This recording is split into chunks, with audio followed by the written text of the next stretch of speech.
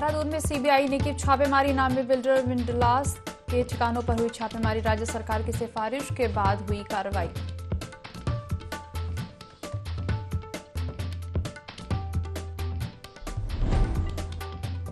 प्रधानमंत्री नरेंद्र मोदी की छात्रों के साथ 27 जनवरी को परीक्षा पर चर्चा। उत्तराखंड के 2 बच्चे भी करेंगे पीएम मोदी से संवाद। 5000 सरकारी और गैर सरकारी स्कूलों में दिखाया जाएगा कार्यक्रम।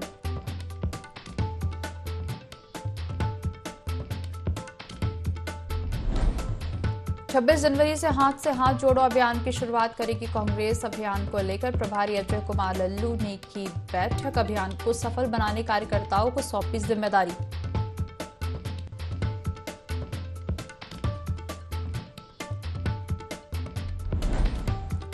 जसपुर पहुंचे कैबिनेट मंत्री गणेश जोशी। बीजेपी कार्यकर्ताओं ने किया जोरदार स्वागत। का 2024 की तैयारियों में जुटे कार्यकर्ता।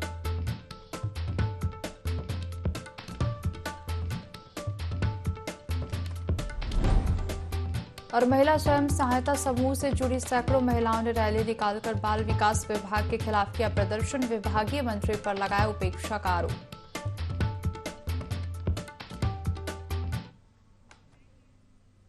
देवभूमि लाइव में आपका स्वागत है। मैं हूं आपके साथ दिव्या तिवारी। बुलेटिन की शुरुआत करेंगे देहरादून से आ रही खबर के साथ। जोशीमठ को लेकर आया बड़ा अपडेट। जोशीमठ में पानी का डिस्चार्ज 540 से घटकर 100 एलपीएम हुआ। आपदा प्रबंधन सचिव रंजीत सिन्हा ने जानकारी दी है। मुख्य सचिव ने वैज्ञानिकों को तत्काल अध्ययन कर समयबद्ध रिपोर्ट देने को कहा है।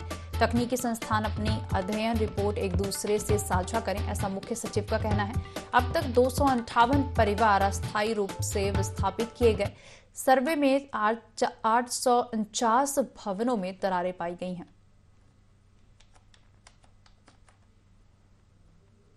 देहरादून से इस वक्त की बड़ी खबर हम आपको बता रहे हैं। जोशीमठ को लेकर बड़ा अपडेट सामने आया है। जोशीमठ में पानी का डिस्चार्ज 540 से घटकर 100 एलपीएम हुआ।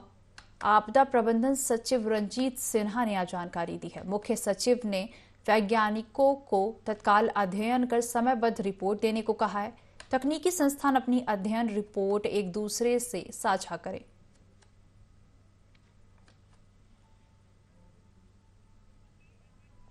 खबर पर ज्यादा जानकारी लेंगे। संवाददाता आकाश हमारे साथ जुड़ गए हैं।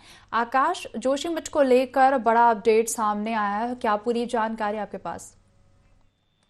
देखिए, एक बड़ा ही अपडेट है जोशीमठ को लेकर के। जिस तरीके से आज आपदा प्रबंधन सचिव ने इस बात की जानकारी दी है कि जिस तरीके से जो वहां पर जल रिसाव एक तरीके से देखने को मिल रहा था कि काफी स्तर पर जो है वहां पर जल रिसाव देखने को मिल रहा था, जिससे कि कहीं ना कई घरों में जो है दरारों में जो है काफी इजाफा उससे हुआ था, यानी कि बड़ी दरारें उससे हुई थी। तो उसका कहीं ना कहीं जो जल घटाव है वो कहीं ना कहीं देखने को मिला, यानी कि जो वहां पर से जो पानी इस तरीके से निकल रहा था उसमें कहीं ना कहीं कमी देखने को मिली है। और यही वजह की कई वैज्ञानिकों ने जिस समय इसका जल रिसाव काफी अधिक मात्रा में हो रहा था तो उस समय भी रिपोर्ट तैयार की गई थी। और अब कहीं ना कहीं जिस तरह जलस्तर घटा है तो उसके बाद से अब फिर से इसको रिपोर्ट तैयार करने के लिए कहा गया है कि इसमें जो है तमाम जो वैज्ञानिक हैं वो इस तरीके से जुटे और इसमें पता लगाएं कि क्या कुछ इसमें कारण रहा है। और साथ ही साथ वैज्ञानिकों को तत्काल अध्ययन करने के लिए इसमें जो है मुख्य सचिव ने आग्रह किया है। तो कह सकते हैं कि काफी अच्छी खबर है कि जिस तरीके से लगातार जोशीमठ को लेकर के कई चिंताएं बनी हुई थी। लगातार जो पानी है वो एक तरीके से उसका जो वहाँ पर रिसाव हो रहा था वो कहीं ना कहीं अंदेशा था कि एक तरीके से बड़ा खतरा हो सकता है। लेकिन अब जिस तरीके से जल रिसाव में कमी आई तो सही बात है कि कहीं ना कहीं ये देखने को मिल सकता है कि जो लोग हैं उनके लिए एक तरीके से काफी अच्छी पहल एक तरीके से ये रहेगी, यानी कि जो लोग चिंतित थे उन चिंतित लोगों के लिए कहीं ना कहीं एक अच्छी खबर है। दूसरी तरफ अगर हम बात करें तो कई प्रभावित परिवारों को भी यहाँ पर विस्थापित करने की पहल जो है शुरू की गई है, जिसमें तकरीबन 258 जो परिवार उन्हें अस्थायी रूप से जो है विस्थापित किया गया है। और साथ ही साथ 800 करीब जो भवन है उनका सर्वे भी किया गया है। तो कह सकते हैं कि लगातार सरकारी कोशिश है कि वहाँ पर जो राहत बचाव कार्य है उसमें तेजी लाई जा सके और उसी के तहत जो तमाम जो काम है वो एक तरीके से किए जा रहे हैं। आकाश, जुड़ने के लिए और तमाम जानकारी साझा करने के लिए आपका धन्यवाद। प्रधानमंत्री नरेंद्र मोदी आगामी 27 जनवरी को दिल्ली के तालक टोरा स्टेडियम में परीक्षा पर चर्चा करेंगे, जिसमें 81,315 छात्रों, 11,868 शिक्षकों और 5,496 अभिभावकों ने रजिस्ट्रेशन कराया है। वहीं प्रधानमंत्री के इस कार्यक्रम के लिए उत्तराखंड के 2 बच्चों का भी चयन हुआ है। प्रदेश भर के करीब 10 लाख बच्चे 27 जनवरी में होने वाले पीएम मोदी के परीक्षा पर चर्चा कार्यक्रम में हिस्सा लेंगे और इसमें कक्षा 9 से 12वीं तक के स्कूली बच्चे शामिल होंगे, जिसको लेकर उत्तराखंड के शिक्षा मंत्री डॉक्टर धन सिंह रावत ने बताया कि पीएम मोदी के परीक्षा पर चर्चा कार्यक्रम में सरकारी और गैर सरकारी स्कूल भी जुड़ेंगे। पीएम मोदी ने परीक्षा पर चर्चा के विषय में एक किताब एग्जाम वॉरियर्स भी लिखी है।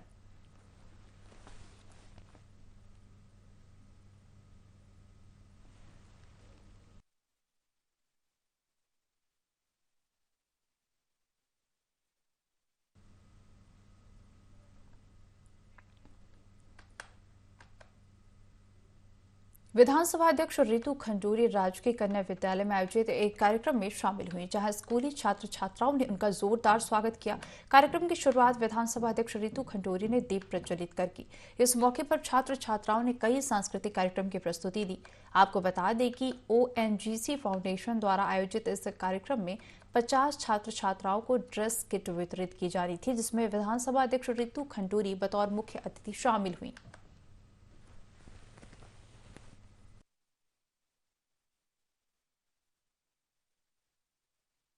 फाउंडेशन द्वारा आज कोटद्वार में एक बैग का सेट बच्चों को, जो प्राइमरी स्कूल के बच्चे हैं, उनको बांटे गए हैं। उसमें एक बैग, बॉटल और एक छोटा सा टेबल है। तो मुझे बहुत खुशी और मैं धन्यवाद भी करना चाहूँगी ONGC फाउंडेशन का और ख़ास करके उनके CEO आदरणीय DM किरण जी का, नारायणी जी का, द्विवेदी जी का और चौहान जी का, जिन्होंने ये एक बहुत ही सुंदर कार्य किया है, जहां हम बच्चों को इनकरेज करने के लिए उन्हें हमें एक बैग और एक बॉटल दी है। शिक्षा के साथ ONGC फाउंडेशन जुड़ा है। मैं उनका आभार व्यक्त करती हूँ और बहुत बहुत धन्यवाद करती हूँ कि खबर उधम सिंह नगर के जसपुर से है, जहां सैनिक कल्याण मंत्री एवं उधम सिंह जिले के प्रभारी मंत्री गणेश जोशी जसपुर पहुंचे, जहां जसपुर बॉर्डर पर भाजपा कार्यकर्ताओं ने इनका जोरदार स्वागत किया। सैनिक कल्याण मंत्री गणेश जोशी ने घोटालों को लेकर कहा कि धामी सरकार काम कर रही है। ये जितने भी घोटाले हुए हैं कांग्रेस के कार्यकाल में हुए हैं। पहले घोटालों को दबा दिया जाता था, लेकिन आज धामी सरकार उन घोटालों को जनता के सामने ला रही है और दोषी को सजा दिलाने का काम भी कर रही है। साथ ही कहा कि धामी सरकार का संकल्प है, सही को छेड़ेंगे नहीं और गलत को छोड़ेंगे नहीं।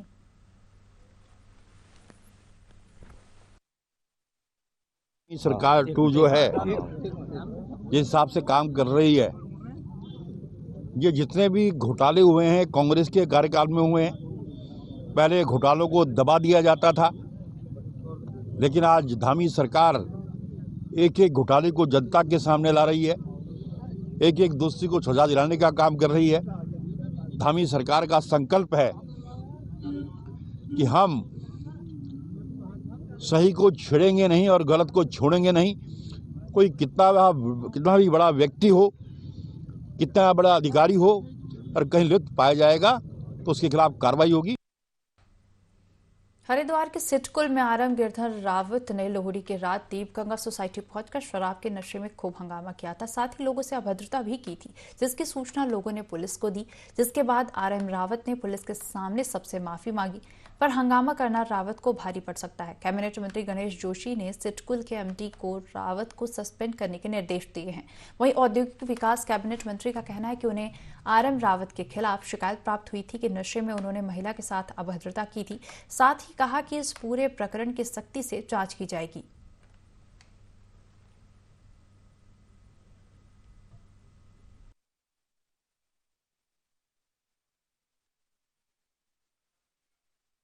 यहाँ के सिटकुल के सिटी वसुल द्वारा किसी महिला के साथ हत्या की गई है, तो शराब के नशे में थे, ऐसा आप लोग के द्वारा बताया गया है। और मैंने तुरंत सिटकुल के MD रोहित मीणा से दूरभाष से बात की है, उनको सस्पेंड किया जाएगा, पूरी प्रकरण की जांच की जाएगी और उस जांच में अगर और दोषी पाए जाते हैं और भी इससे बड़ी सजा उनको दी जाएगी। और कहीं भी कोई मामला संज्ञान में आता है, सरकार तुरंत कार्रवाई करेगी। भारत जोड़ो यात्रा के समापन के साथ ही कांग्रेस एक और अभियान शुरू करने जा रही है। 26 जनवरी से पूरे देश में हाथ से हाथ जोड़ो अभियान की शुरुआत की जाएगी। इसमें समाज के सभी वर्गों को कांग्रेस से जोड़ने की कोशिश की जाएगी। वहीं अभियान के प्रभारी अजय कुमार लल्लू की अध्यक्षता में प्रदेश कांग्रेस नेताओं के साथ बैठक हुई, जिसमें अभियान को सफल बनाने के लिए चर्चा की गई।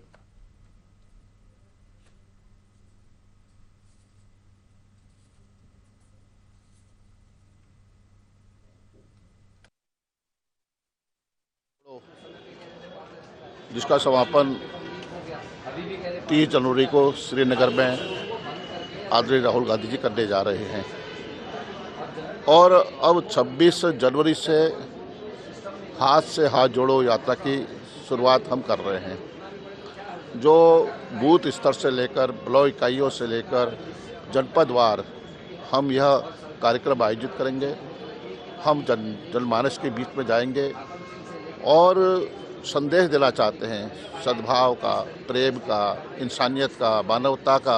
आज ज़रूरत है नफरत और घृणा का जो बीज बोया जा रहा है, उस नफरत और घृणा के खिलाफ हमने आवाज़ बनकर जनता के बीच में जाना है। और मेरा मानना है कि कांग्रेस ने जो शुरुआत की है, निश्चित रूप से सार्थक उसके परिणाम निश्चित रूप से मिलेंगे।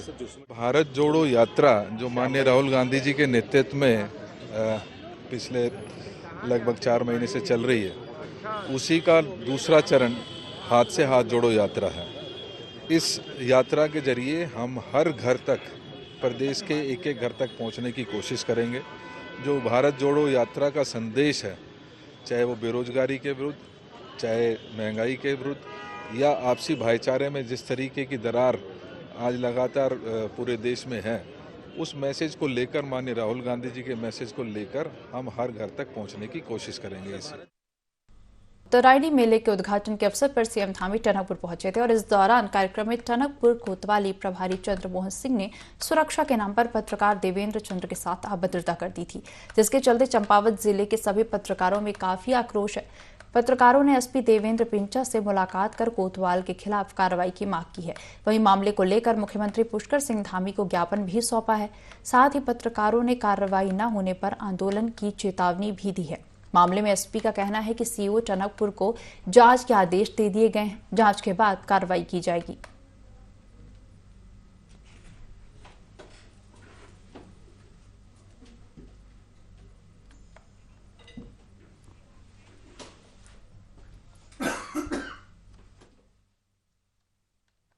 देहरादून में स्व सहायता समूह से जुड़ी सैकड़ों महिलाओं ने महिला एवं बाल विकास विभाग के खिलाफ विरोध प्रदर्शन किया। गांधी पार्क में सैकड़ों की संख्या में इकट्ठा हुई महिलाओं ने मंत्री रेखा आर्या पर उपेक्षा का आरोप लगाते हुए रैली निकाली।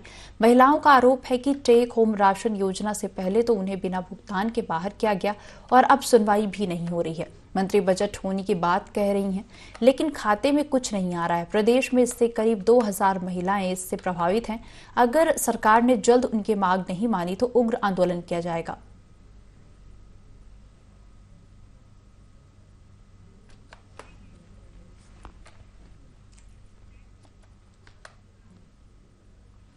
उत्तराखंड आपदा प्रबंधन विभाग जोशीमठ भू धसाव को लेकर युद्ध स्तर पर कार्य शुरू कर दिया, जिसके चलते राहत और बचाव के साथ लोगों को सुरक्षित जगह पहुंचाने का काम किया जा रहा है।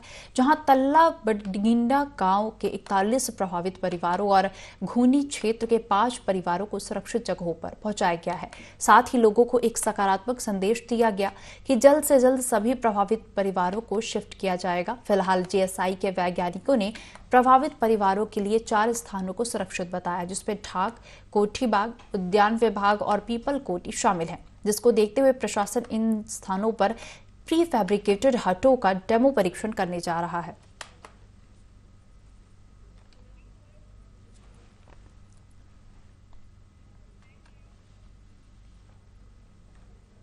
हल्द्वानी के कुमाऊं में एमपीबीजी कॉलेज में छात्र संघ कार्यालय का उद्घाटन सफाई कर्मियों ने किया। कॉलेज के प्राचार्य ने बताया कि कुमाऊं के सबसे बड़े कॉलेज में महाविद्यालय के अंदर छात्र संघ कार्यालय न होने से छात्रों को बड़ी समस्याओं का सामना करना पड़ता है, जिसकी वजह से छात्र अध्यक्ष रश्मि लंगना ने छात्र संघ कार्यालय बनाने की मांग की थी।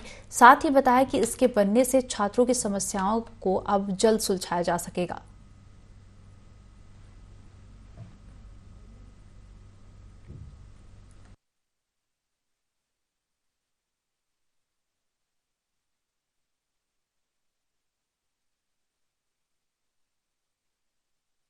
के सबसे बड़े महाविद्यालय में पहली बार छात्र संघ भवन का आज उद्घाटन हुआ है और ये उद्घाटन हमारे कॉलेज के हमारे सम्मानित बड़े भाई हमारे छात्र ये सफाई कर्मचारियों द्वारा ये उद्घाटन करा गया। छात्र संघ पदाधिकारी हम लोगों को इस महाविद्यालय के छात्र छात्राओं ने चुना है और मैं सभी एमबीपीजी महाविद्यालय के छात्र छात्राओं को बताना चाहूँगी कि आप लोगों को किसी भी प्रकार की समस्या आती है तो छात्र संघ कार्यालय भवन के दरवाजे आप लोगों के लिए हमेशा खुले रहेंगे। छात्र संघ का जो कार्यालय हमारे महाविद्यालय में स्थापित हुआ है, क्योंकि ये हर महाविद्यालय में छात्र संघ का एक कार्यालय होता है।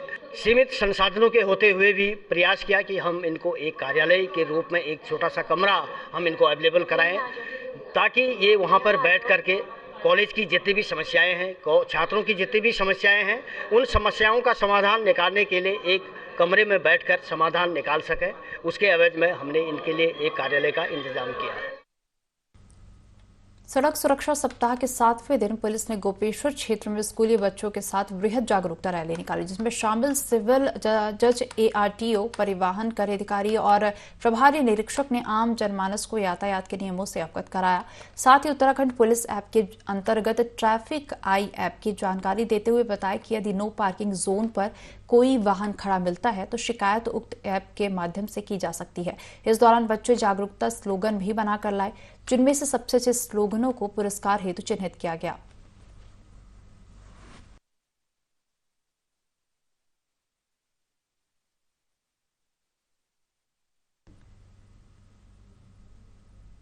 थराली विकासखंड के डुंगरी गांव में बच्चे खंडहर में पड़ने को मजबूर हैं। दरअसल यहां आंगनबाड़ी केंद्र का निर्माण कार्य किया जा रहा था, लेकिन अभी तक भवन आधी अधूरी हालत में है। पिछले 5 सालों से आंगनबाड़ी निर्माण कार्य अधर में लटका हुआ है। हालात ये हैं कि बच्चे गांव के बारात घर में पढ़ने को मजबूर हैं, जबकि बारात घर की हालत भी जर्जर है और वर्तमान में इस खंडर नुमा बारात घर में अपने बच्चों को भेजने से तक कतरा रहे हैं। ऐसे में आंगनबाड़ी केंद्रों में बच्चों की संख्या दिन प्रतिदिन घटती जा रही है। ग्रामीणों की मांग है कि जल्द से जल्द संस्था द्वारा मिनी आंगनबाड़ी केंद्र का निर्माण पूर्ण किया जाए।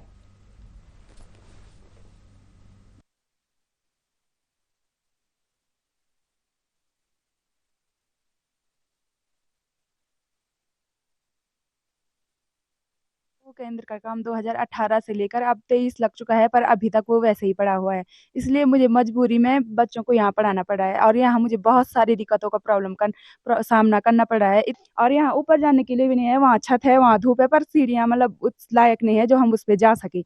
हर मतलब पानी भी नहीं है यहाँ। मैं बहुत बड़ी मुसीबत में मतलब बच्चों को यहाँ पढ़ा रही हूँ। बस मेरी सरकार से ये विनती है, जल्दी से जल्दी मेरा केंद्र का कार्य पूर्ण हो सके, जिस कारण मैं बच्चों को वहाँ ले जा सकूँ। जब हमारी पहली खुली बैठक हुई थी, उस बैठक में भी उन्होंने ये जिक्र किया था कि इस काम को मैं ही पूरा करूंगा।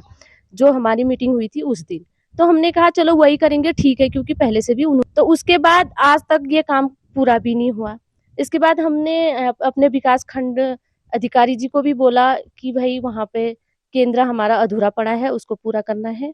तो उनका कहना भी ये है कि आप गारंटी में इसको करिए। तो अगर हम मनरेगा में इस काम को करते हैं तो जो पिछले कुशल मिस्त्री थे, उनका कहना भी है कि हमारा पूरा पैसा अभी तक हमें पेमेंट नहीं हुआ है। इसलिए यहाँ पे जो नए हम मिस्त्री को लगाना चाहते तो वो भी अभी तैयार नहीं हो रहे हैं। आंगनबाड़ी का काम शुरू हुआ था, उस टाइम बच्चे यहाँ ज्यादा थे, बच्चों की संख्या ज्यादा थी। उम्मीद थी आंगनबाड़ी केंद्र बन जाएगा तो बच्चे और बढ़ते, लेकिन लगातार 5 साल होते हुए सन 2021 में SDM के सामने हमने भी ये प्रार्थना पत्र रखा था, लेकिन अभी तक ये काम पूरा नहीं हो पाया। और हम ये भी जानना चाहते हैं कि जिसकी भी इसमें गलती है, हो सकता है ग्राम विकास अधिकारी उस टाइम के रहे हुए प्रधान रहे, उन पर कार्रवाई की जाए। अगर ये मिनी आंगनबाड़ी बन गया होता तो आज ये स्थिति पैदा नहीं होती, यहाँ छात्र संख्या ज्यादा होती, बच्चे बढ़ चढ़ के आते, लेकिन समस्या इसलिए है। हमारे माध्यम से कुछ नहीं है, हमारे माध्यम से मतलब ये है कि स्वीकृत हो गया था भवन 17-18 में, और ब्लॉक स्तर से ही ये भवन का निर्माण होना है ग्राम प्रधान के द्वारा। और हमने भी कई बार जो नई प्रधान थी उनसे भी संपर्क करा कि आंगनबाड़ी के बच्चों को दिक्कत हो रही है।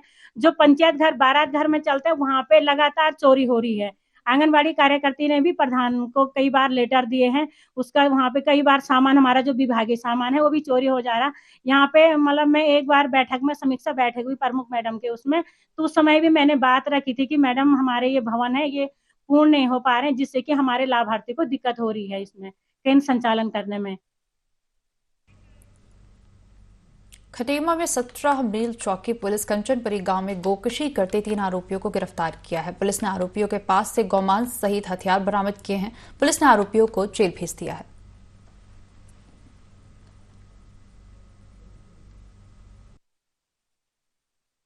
जरिए मुझको सूचना मिली कि कंचनपुरी गांव में गौवंशी जानवर का वध किया जा रहा है। इस सूचना पर तत्काल एक टीम गठित करके एसआई संदीप लिपाल के नेतृत्व में एक टीम गठित करके मौके पर भेजी गई।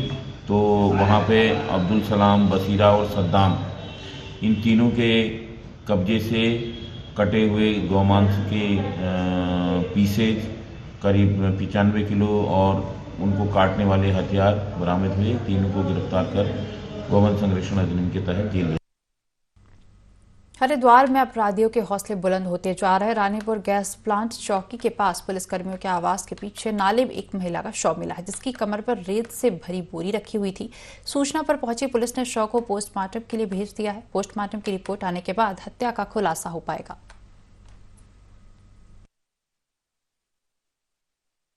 एक 40-45 साल की उम्र की महिला का जो है एक शव नाले में गिरा हुआ है और नाला भी बहुत गहरा नहीं था, बहुत नॉर्मल जिसमें पानी जाता है और ये इंडस्ट्रियल एरिया के पास की बात थी।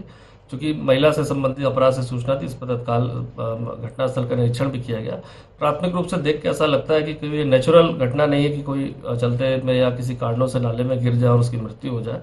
कहीं ना कहीं जो अब शव का जो गिरने की जगह थी और जो परिस्थितियां थी वो संदिग्ध प्रतीत हो रही है। पोस्टमार्टम के बाद और मृत्यु का कारण भी स्पष्ट हो पाएगा। प्राथमिक जानकारी जो की गई थी, जिस आधार पर पता चला कि महिला सहारनपुर की रहने वाली थी और यहाँ पर काफी सालों से फैक्ट्री में काम कर रही थी। इसमें जो परिस्थितियां बनी है, जो जानकारी मिली, उस पर टीम को लगाया गया है। जो अपराधी होगा उस तक पहुंचने में कामयाब होंगे। लक्सर में अपर सत्र न्यायाधीश की खंडपीठ ने गौवंश संरक्षण अधिनियम के अपराध में गिरफ्त में आए आरोपी की जमानत याचिका खारिज कर दी है।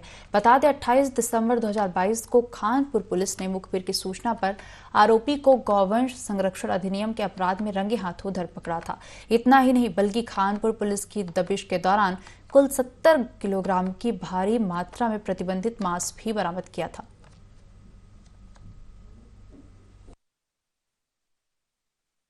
से सूचना मिली थी पुलिस को कि 2 आदमी ग्राम करणपुर में गौकशी कर रहे हैं।